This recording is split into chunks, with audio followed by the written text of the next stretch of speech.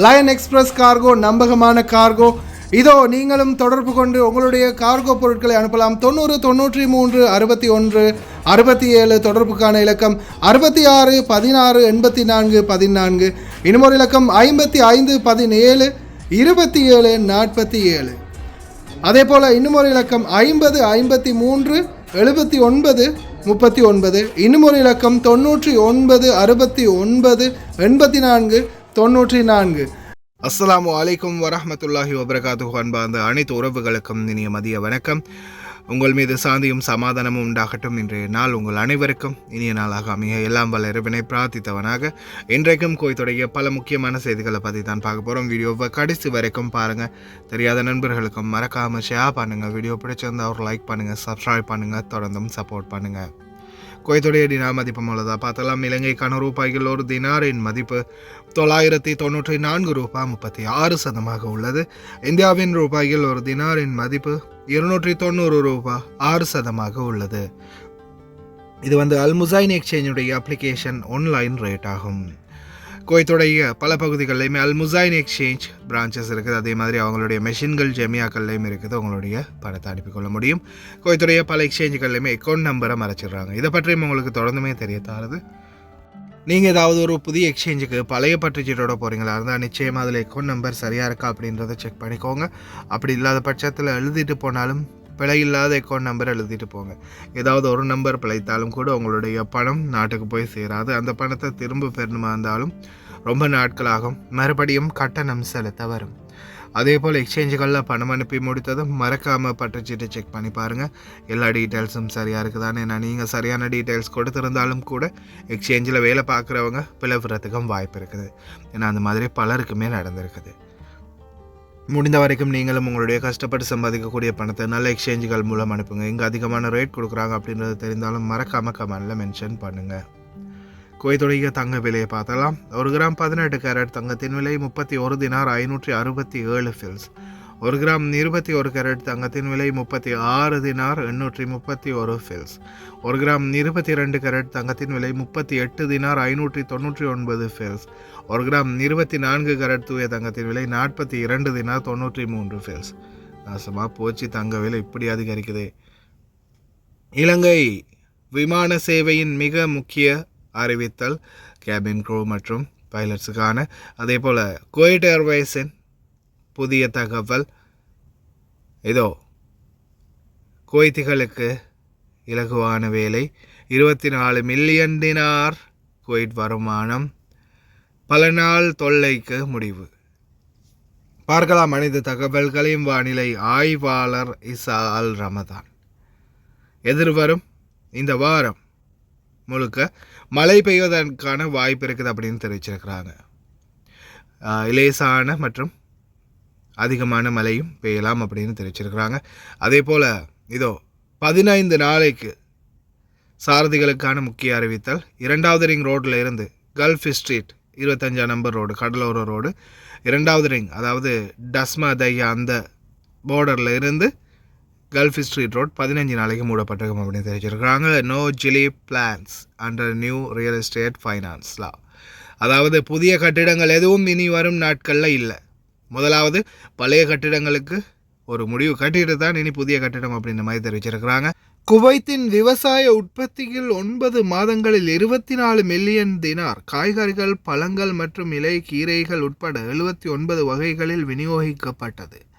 இது 2024ஆம் ஆண்டின் இதே காலத்துடன் ஒப்பிடும்போது 10% அதிகரித்துள்ளது. விவசாயத்தில் மாஸ் காட்ட ஆரம்பிச்சிட்டாங்க குவைத் நாடு. புரோஸ்டேட் புத்துநோய் கிட்டத்தட்ட 51 குவைத்திகள் போன வருடம், அதே போல் 40 வெளிநாட்டவர்கள் அப்படின்னு தெரிஞ்சுக்காங்க. ஆண்டுதோறும் இந்த நிலைமை அதிகரித்து வருகின்றது.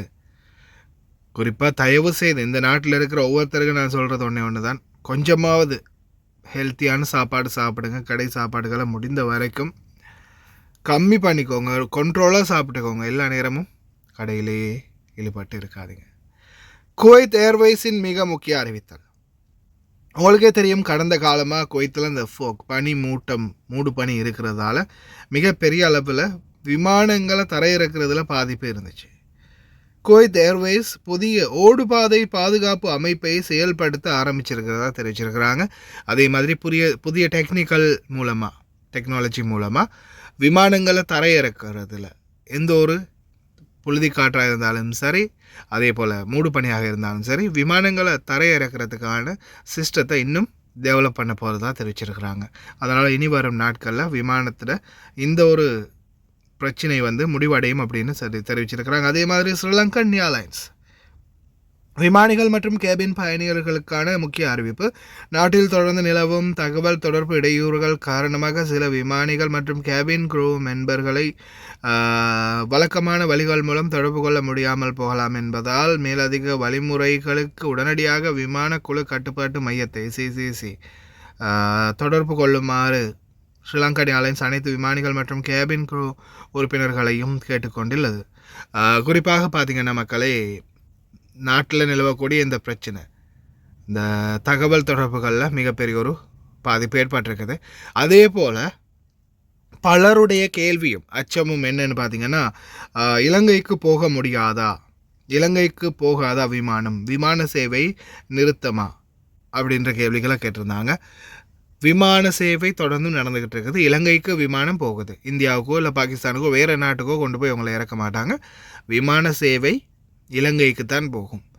ஆனால் ஒன்று ஞாபகம் வச்சுக்கோங்க, நாட்டில் தற்போதைக்கு உங்களுக்கே தெரியும் பல ரோடுகள், பல இடங்கள், வீதிகள் எல்லாமே சேதமடைஞ்சு ரொம்ப மோசமான நிலைமையில் காணப்படுது. இந்த சூழலால் நீங்கள் விமான நிலையத்துக்கு போகலாம், ஆனால் வீட்டுக்கு போகிறதுல அசௌகரியம் ஏற்படலாம்.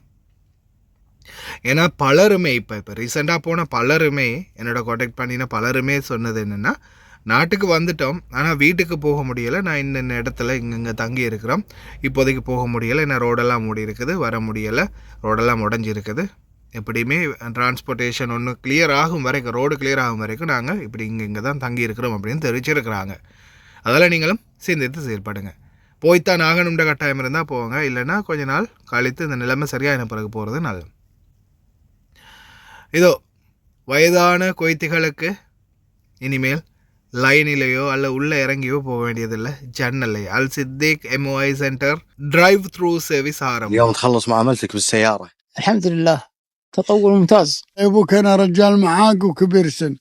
اي والله نفعتني. نوقف عند الباب وناخذ معاملاتنا، الله يوفقكم، جعل الكويت آمنة ومطمئنة وسائر بلاد المسلمين. تم افتتاح مركز خدمة العارضية، وفي رؤية بإذن الله لغاية نهاية السنة أن كل محافظة يكون فيها مركز.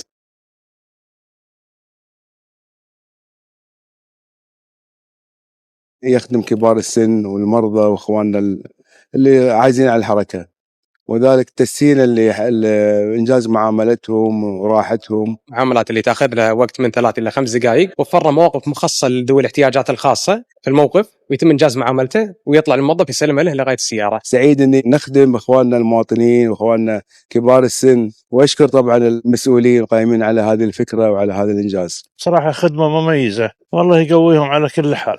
وزارة الداخلية نشاطاتها كثيرة إن شاء الله، ونشاطاتها موجودة الحين. الله يعز بلدنا ويعز شعبنا، حكومتنا وحكامنا.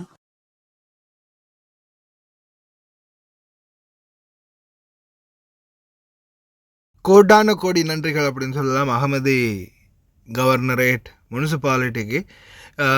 உண்மையிலேயே ரொம்ப நாளாகவே அந்த சபையா ஃபேஹில் போகக்கூடிய ரோட்டில் மண் மூட்டைகள் நிறைச்சி காணப்பட்டது, எல்லாத்தையும் சுத்தம் பண்ண ஆரம்பிச்சிட்டாங்க.